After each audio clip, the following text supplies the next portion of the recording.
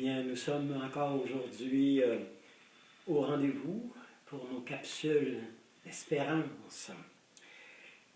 Un message qui nous vient de la Maison du Renouveau, où vous êtes accueillis aujourd'hui alors dans notre espace du salon. Je voudrais d'abord aujourd'hui commencer par la lecture. C'est sur la tempête apaisée, hein? C'est sur nos traversées de mer parfois houleuses.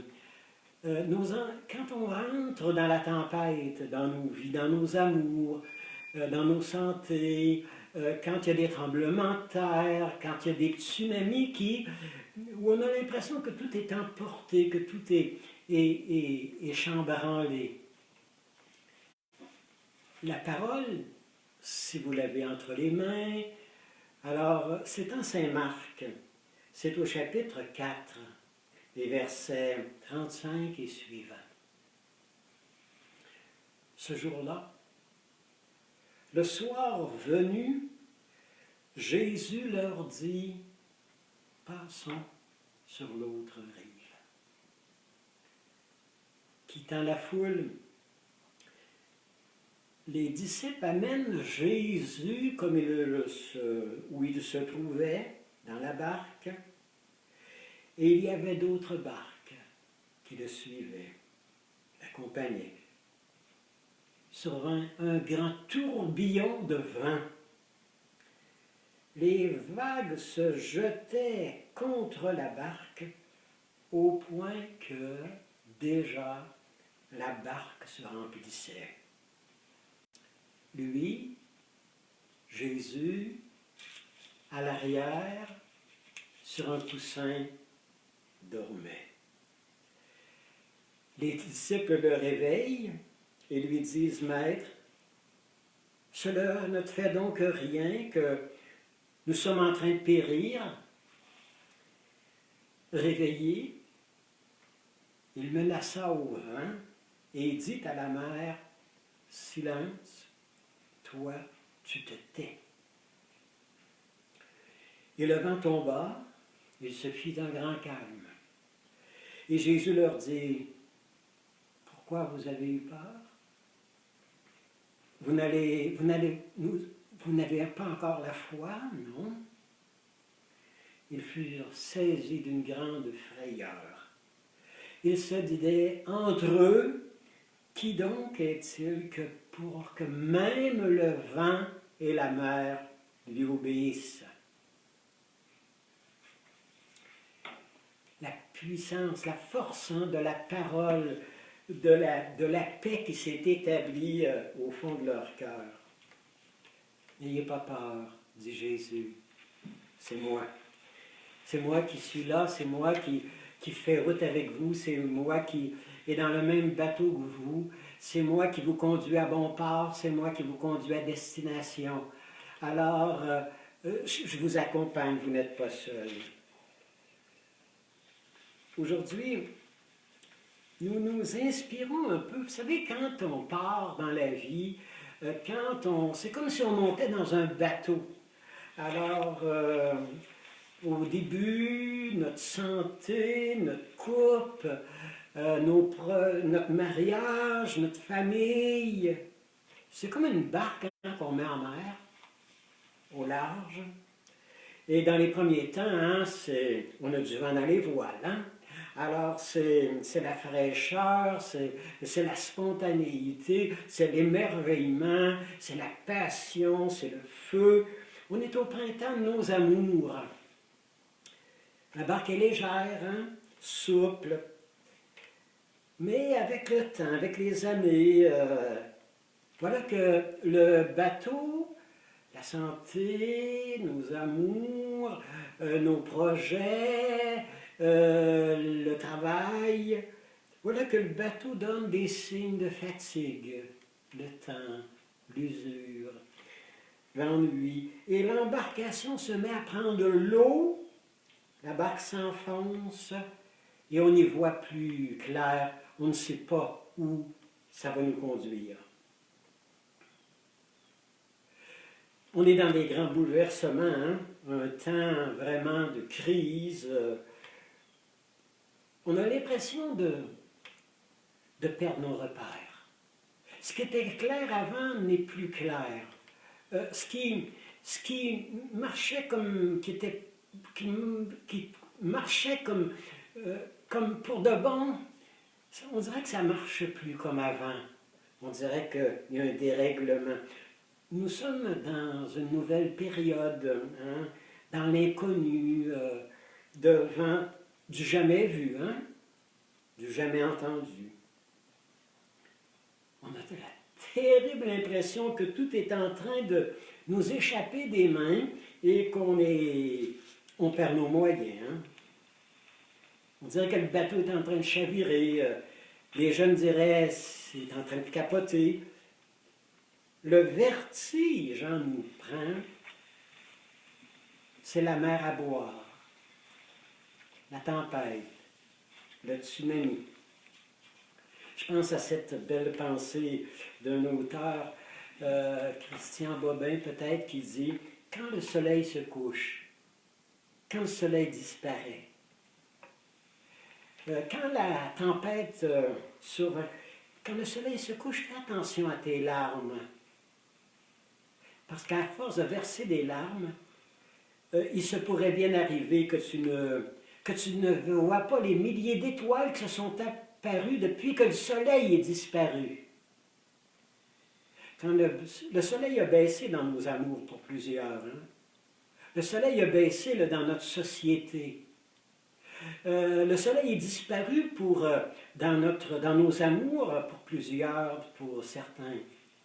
Alors, mais quand le soleil disparaît, quand le soleil se couche, il y a des milliers d'étoiles qui s'élèvent, qui aident autrement, qui nous aident, qui nous accompagnent autrement. Comme en mer, les marins doivent se fier à l'étoile, le pôle polaire, vers les étoiles. On est invité à la confiance, à s'en remettre vraiment dans la confiance. Hey, c'est impressionnant, Jésus qui dort en pleine tempête, sur un coussin, Jésus dort profondément. Il sait que son Père est avec lui et que son Père va l'accompagner, va les guider en pleine mer, en pleine tempête. Vous savez, l'enfant, cette anecdote de l'enfant, alors qu'il est sur le bord de la mer, et il y a un bateau qui part du quai, et un paquebot, alors, et qui se met en mer, alors vers l'océan, vers l'au-delà, vers le lointain. Et l'enfant, là, fait des gestes, comme pour dire au bateau de s'approcher un peu, de passer un peu plus proche de la grève là où il se trouve. Et vous savez, il crie au bateau, et il y a un touriste qui est là, puis il dit, écoute, là, alors ils t'entendent même pas, ils te voient même pas. Et l'enfant le regarde avec, vous savez, un sourire et lui dit « Ah, vous savez, c'est mon papa qui est le capitaine du bateau. Alors il me voit, il m'entend. » Et ils ont vu le bateau se rapprocher un peu de la grève et donner des signes qu'ils avaient vu l'enfant. Oui, Dieu notre Père, on est dans les bras, on est dans les mains, il nous accompagne. Bien sûr, en temps de crise, bien sûr, en temps de bouleversement, on a l'impression de tout perdre nos repères. Hein? On a l'impression qu'on est seul à naviguer en haute mer. Le vertige, avec les hauts de cœur, hein, parfois, le mal de mer. Hein? Qu'est-ce qui va se passer? On va-tu arriver à bon port? On va-tu traverser sur l'autre rive, vraiment? Alors, est-ce qu'on est encore guidé? On est encore... Jean Montbourquette, dans Aimer, perdre et grandir. Alors, aimer, perdre et grandir. Les grandes phases de notre vie. Jean Montmorquette, il nous parle comment notre bateau, parfois, le bateau de nos santé, le bateau de nos familles, le bateau de notre planète, part à la dérive. Il dit ceci: mon bateau avançait déjà en eau calme. Il filait son petit bonheur de chemin, sans histoire. Et tout à coup, la bourrasque imprévue nous surprend, change le cours de notre destinée, nous fait changer de destination. On se sent menacé. Les voiles du bateau se mettent à battre follement. Les cordages vibrent à craquer. La coque du bateau penche dangereusement vers les eaux. On se demande si on n'est pas en train de se noyer. J'ai perdu la maîtrise de mon bateau. Je suis plus capitaine à bord. Mon bateau n'obéit plus à mes manœuvres, à mes commandes. Ivre, sous la vague en déroute, il roule, titube, bondit, dérive, sans horizon précis. Désespéré, je m'accroche au gouvernail et après des moments d'angoisse, le vent se laisse apprivoiser. Et ce vent qui voulait me jeter à la mer, il n'y a pas si longtemps, gonfle mes voiles et me conduit au port tranquille. L'histoire de nos vies, hein? L'histoire de nos traversées difficiles, de ces fêtes de nuit blanche, où le sommeil vient difficilement. Dans ce texte de la mère de Chênay, le pape François, dernièrement, sur les parvis de Saint-Pierre de Rome, vendredi dernier, il présidait une assemblée de prière pour l'épidémie.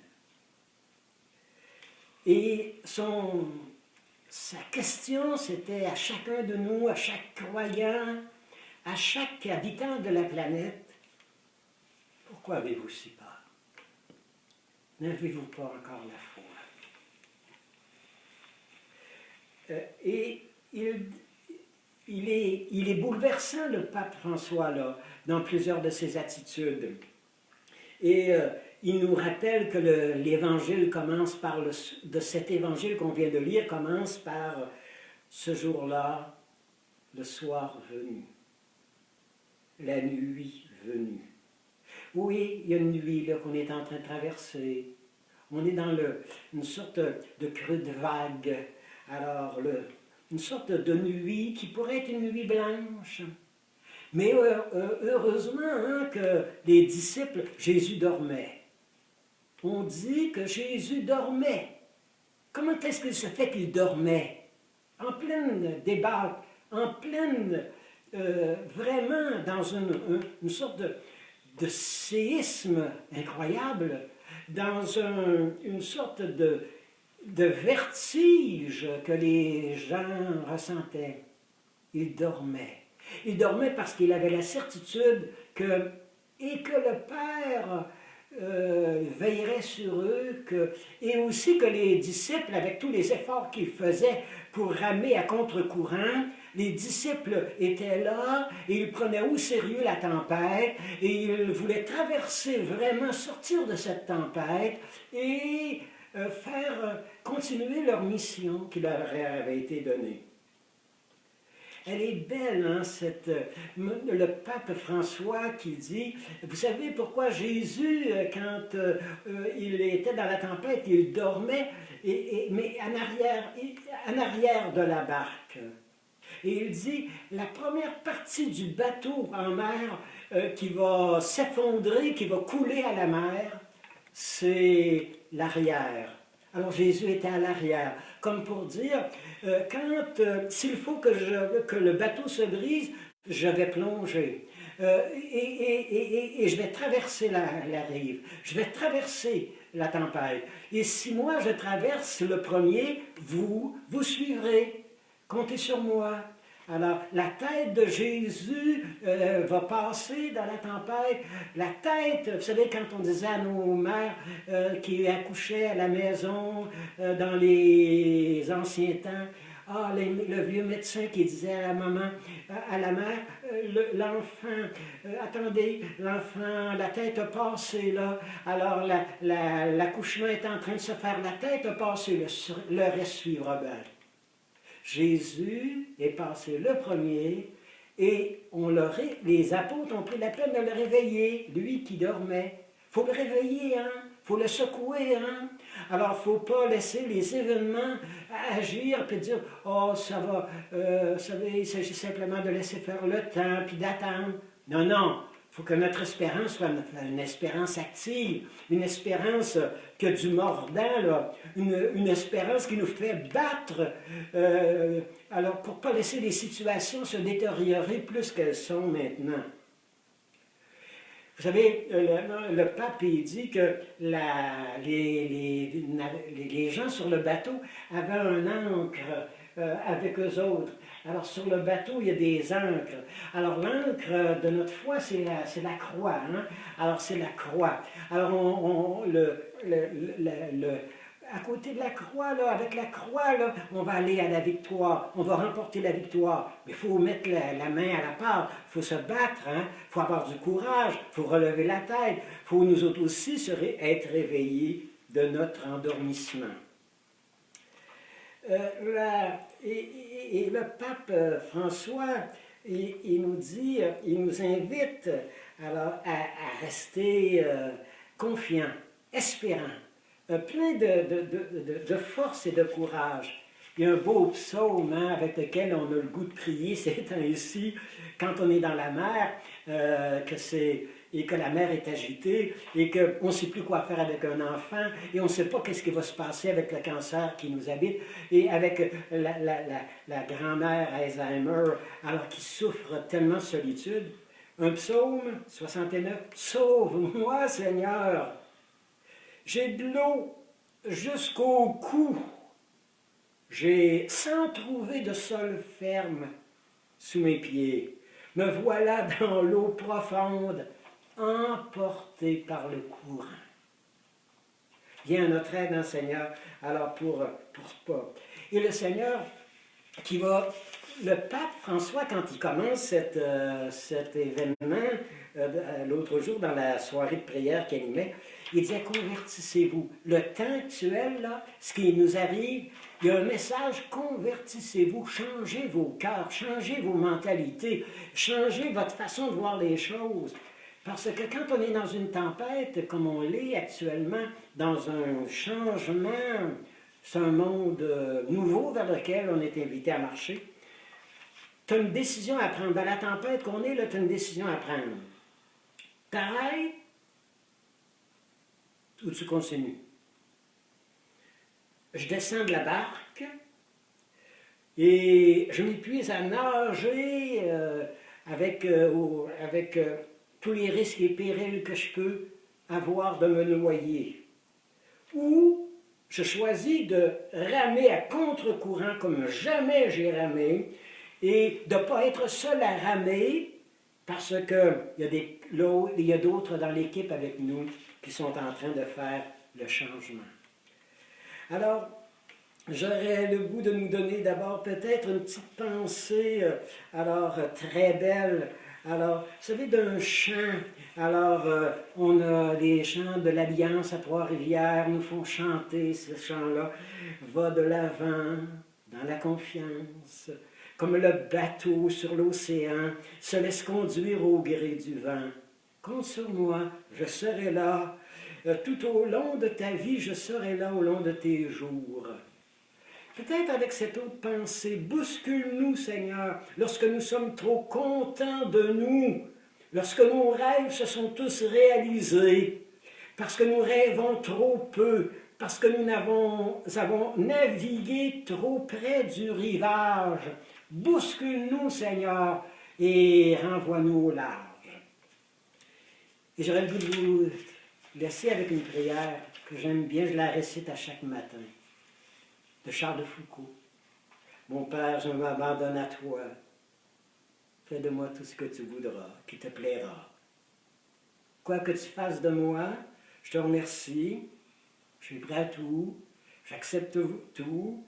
Pourvu que ta volonté se fasse en moi et en toutes tes créatures, je ne désire rien d'autre. Parce que je t'aime, je remets mon âme entre tes mains, je te la donne parce que je t'aime. Et que ça mette un besoin d'amour de me donner entre tes mains, sans mesure, avec une infinie confiance. Alors, on va écouter ce chant qui nous est donné.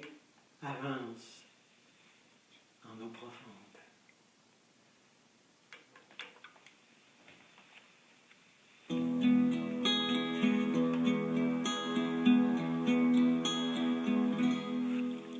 Avance en eau profonde, avance dans mon cœur, avance en eau profonde, je suis ton seul Seigneur. Avance en eau profonde, avance dans mon cœur, avance en eau profonde, je suis ton seul sauveur. Ne me dis plus jamais que tu n'en es pas digne, ne me dis plus jamais que tu n'as plus d'espoir. Car moi je suis ton Dieu, car moi je suis la vigne. Je m'approche de toi pour te donner à boire. Avance en eau profonde, avance dans mon cœur, avance en eau profonde, je suis ton seul Seigneur. Avance en eau profonde, avance dans mon cœur, avance en eau profonde, je suis ton seul sauveur. Ne me dis plus jamais que tu as peur de moi, que tu crains que je sois exigeant envers toi. Je ne suis que l'amour, je ne suis que la joie. Je t'en prie, mon enfant, jette-toi dans mes bras. Avance en eau profonde, avance dans mon cœur, avance en eau profonde, je suis ton seul Seigneur. Avance en eau profonde, avance dans mon cœur, avance en eau profonde, je suis ton seul sauveur.